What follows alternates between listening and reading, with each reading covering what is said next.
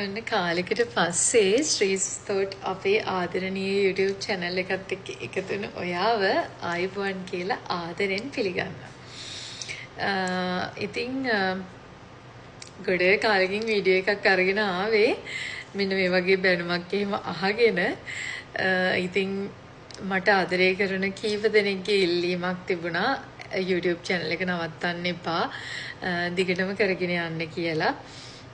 ඉතින් මං හිතුවා පොඩි අප්ඩේට් එකකුත් එක්ක try එකක් දෙන්න ඕනේ කියලා මං ආසාවෙන් කරපු මගේ YouTube channel එක ආයෙ දිගටම කරගෙන යන්න තව කෙනෙක්ට දෙන්නෙක්ට හරි ජීවිතේ කොහේම හරි තැනක හිර වෙලා ඉන්නව නම් ඉස්සරහට යන්න මම ඇත්තට මං කරේ ගොඩක් motivational videos ඉතින් එහෙම කවුරු කෙනෙක් කොහේ හරි තැනක හිර වෙලා ඉන්නව නම් මොනවා හරි චූටි හරි මොටිවේෂන් එකක් ඕනේ නම් ඒගලන්ට පොඩ්ඩි හයියක් වෙන්න පුළුවන් විදිහේ වීඩියෝස් දිගටම අරගෙන එන්න කියලා හිතුවා.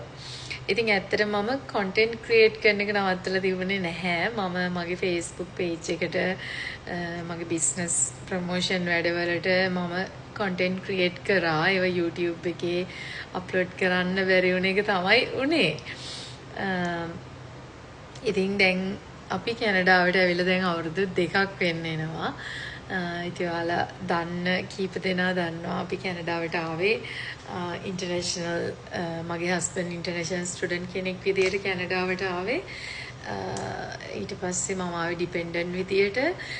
ඉතින් එහෙම ඇවිල්ලා අපි දෙන්නම රැකියාවන් දෙකක් කරන ගමන් වියට්නාමේදී වගේම අපි කැනඩාවෙත් අපි කෑම ව්‍යාපාරයක් ආරම්භ කරා වෙනස් විදියකට. ඉතින් ගොඩාක් කරදර මැද කරදර නෙමෙයි අභියෝග. ගොඩක් අභියෝග මැද ඉතින් අද අපි අපේ ගමන හෙමින් ඉස්සරහට යන ගමන් ඉන්නේ. ඇත්තටම මම ආසාවට වියට්නාමේදී මම පුංචි ව්‍යාපාරයක් කරනකොට මගේ වීඩියෝස් කලින් ඉඳලා බලපු කෙනෙක්ට නම් මතක ඇති. මම මගේ ඔන්ලයින් බිස්නස් එක මගේ පුංචි ඔන්ලයින් බිස්නස් එක කියලා දාපු වීඩියෝ එකක් ගොඩාක් පිරිසක් බැලුවා. ඉතින් ඒ බලපු පිරිස තමයි මට අයිඩියා එකක් දුන්නේ ඔයා රෙස්ටොරන්ට් එකක් පටන් ගන්න කියලා. ඉතින් ඒකත් එක්ක මගේ තිබුණු ආසාවත් එක්ක මේ ආපු ගමනක් තමයි ශ්‍රී ස්පයිසස් වියට්නාම් වලින් ශ්‍රී ස්පයිසස් කැනඩා වලට ඇවිල්ලා. ඉතින් අද අපි මේ එහෙමින් ඉස්සරහට යන්නේ. ඉතින් පහුගිය කාලේ ලස්සන vlogs අරගෙන තිබුණ අවස්ථාව මට මිස් වුණා. අපි ඉඳපු ගෙදරින් වෙන ගෙදරකට මූ වුණා.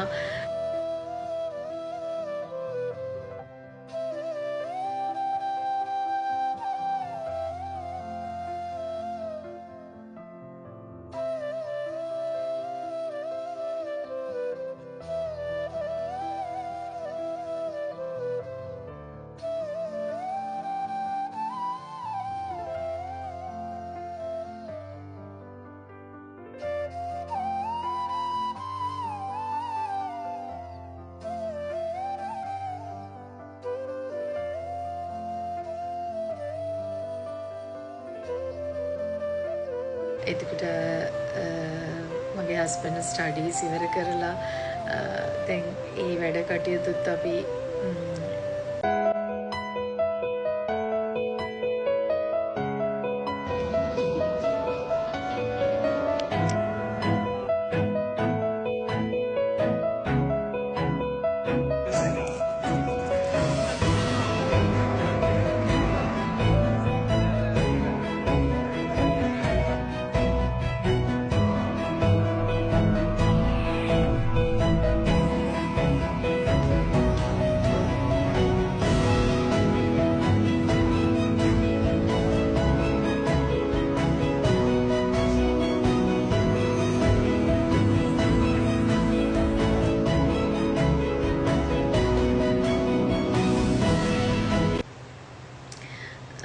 ඉතින් ඒ වගේ ගොඩක් ඔයාලත් එක්ක බෙදා ගන්න තිබුණු ගොඩක් දේවල් ඇත්තටම මට මිස් වුණා මගේ YouTube channel එක හරහා. මේ ෆුඩ් බිස්නස් එක මගේ අලුත් කැනඩාවේ තිබුණු ව්‍යාපාරය මම මොන විදිහටද කරේ කියලා මම කලිනුත් වීඩියෝ එකක් අරගෙන ආවා. ඉතින් ඊට වඩා වෙනස් දෙයක් විදිහට සිද්ධ වුණේ මගේ මෙහි ව්‍යාපාරයේ තව එක පුංචි අඩියක් ඉස්සරහට තියලා මගේ හීනයක් වෙලා තිබුණා ඩයිනින් ස්පේස් එකක් පටන් ගන්න අපේ ලංකාවේ අයට සහ පිටරට අයට ලංකාවේ කෑමවල රස බෙදා දෙන්න අපේම තැනක වාඩි වෙලා අපේ අයට පුංචි ටයිම් එකක් හොයලා දෙන්න. තැනක් නෙමෙයි වෙලාවක් හොයලා දෙන්න. ඉතින් අන්න ඒ අරමුණ මට ඉෂ්ට කරගන්න පුළුවන් වුණා.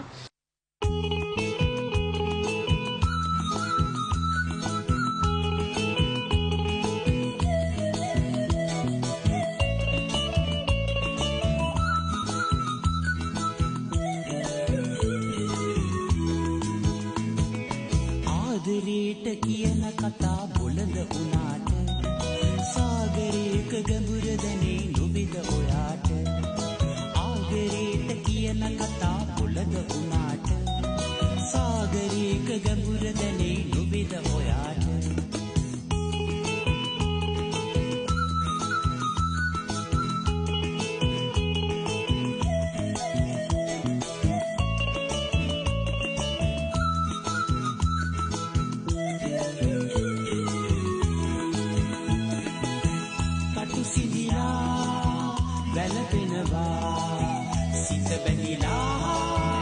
රස මතක අලුත් කරන ආදරණීය කෑම කලාව ශ්‍රී ස්පයිසස් වෙතින් කැනඩාවේ ඉන්න අපේම ආදරණීය ශ්‍රී ලාංකිකයන්ට ඒ වගේම ශ්‍රී ලාංකික රසයට ආස කරන අපේ ආදරණීය පාරිභෝගිකයන් හැමෝටම ගෙනාපු අලුත්ම ආදරණීය කෑම කතාව. එන සතියේ ඉඳලා හැම සිකුරාදකම අපි ලංකාවේ එක විදිහේ රස කෑම කතා ඔයාලට අරගෙන එනවා. වෙනද වගේ ඔයාලගේ ගෙදර දොර කොඩ ළඟට නම් නෙමෙයි. කැනඩාවේ බ්‍රිටිෂ් කොලොම්බියාවේ ඉන්න ඔයාලා හැමෝටම පුළුවන් හැම සිකුරාදම හවස 4න් පස්සේ ශ්‍රී ස්පයිසස් මහගෙදරට එන්න.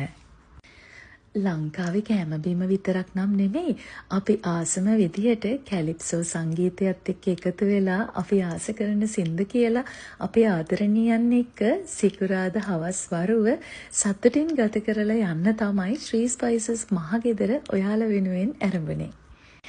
ඔන්න එහෙනම් සිකුරාදා රෑ තමයි රෑ. හැමෝම අපේ හොට්ලයින් එකට කෝල් එකක් දීලා ඉක්මනට ඔයාට ඔයාගේ පවුලේ ආදරණීයන්ට ඔයාගේ යාළුවන්ට සීට් එකක් වෙන් කරගන්න.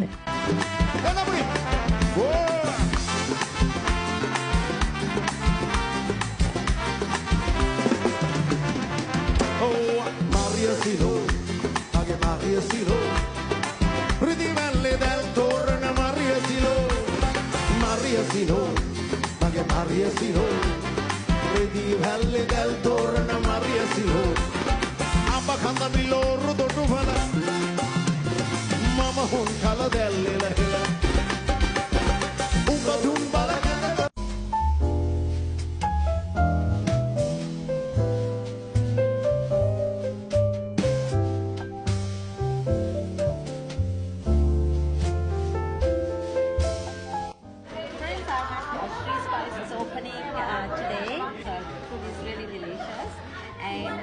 Every Friday starting next week there will be all you can eat Sri Lankan buffet open for dinner.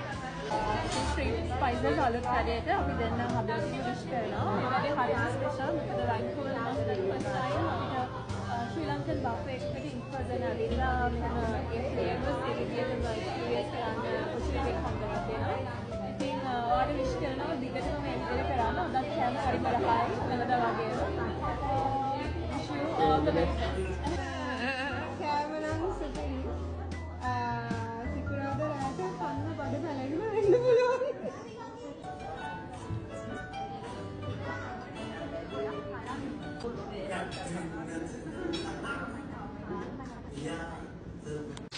ඉතින් හැමදේම හරිම අපි දෙයකට ආස කරද්දී ඒ දේවල් අපි හිතන්නේවත් නැති විදියට ඒ කියන්නේ අපි අවංකව අපේ හොඳ චේතනාවකින් මොනා හරි දෙයකට අපි ආස කරනකොට ඒ දේවල් සාර්ථක වෙන්නේ අපි හිතන්නේවත් නැති විදියට. ඉතින්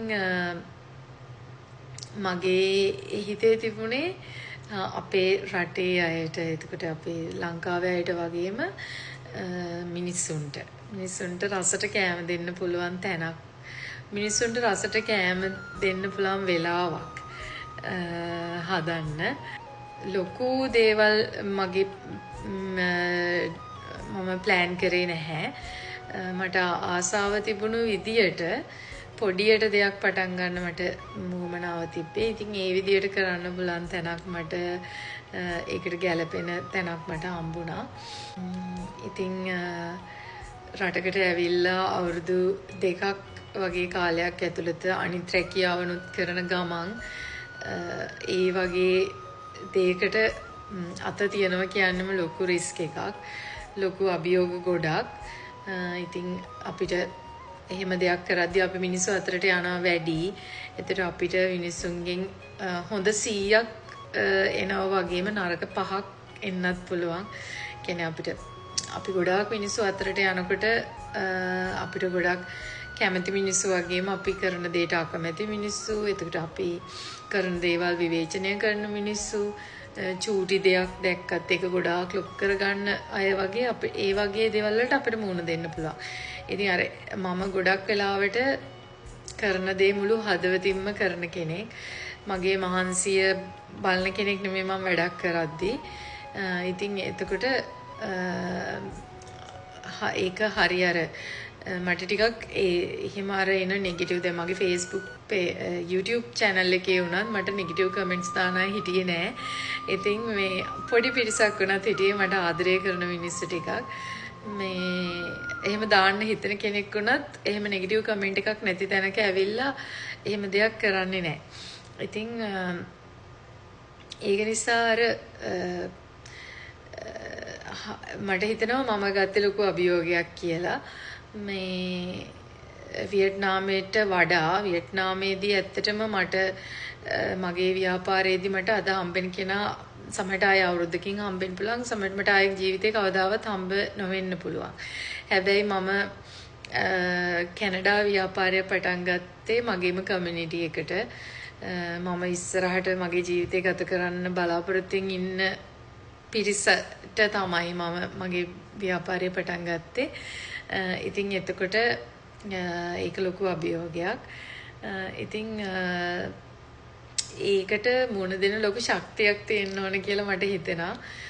මොකද සමහර වෙලාවල් වලට අර අපි ඕනම මානසික ස්වභාවයෙන්ම ගොඩාක් මිනිස්සු 1000ක් අපිට හොඳ දේවල් කිව්වත් අපි හැම වෙලෙම ගන්නේ කවුරුරි එක්කෙනෙක් දෙන්නෙක් අපිව කරන විවේචනයක් ඒ වගේ දෙයක් තමයි අපිට ලොකුවට දැනෙන්නේ. ඉතින් මේ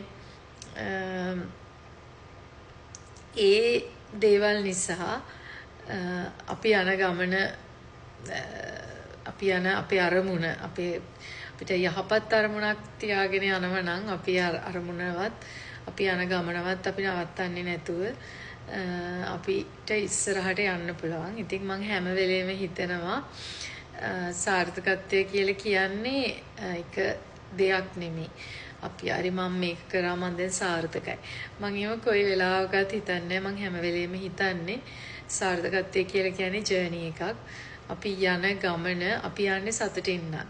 සහ අපි ඒ සතුට වෙන දේ කාටවත් කරදරයක් නොවන දෙයක් නම් අන්න ඒක අපේ සාර්ථකත්වයට යන ගමන. ඉතින් ඔයාලා මට කියන්න මම දිගටම කන්ටෙන්ට් කරන්න ඕනේද?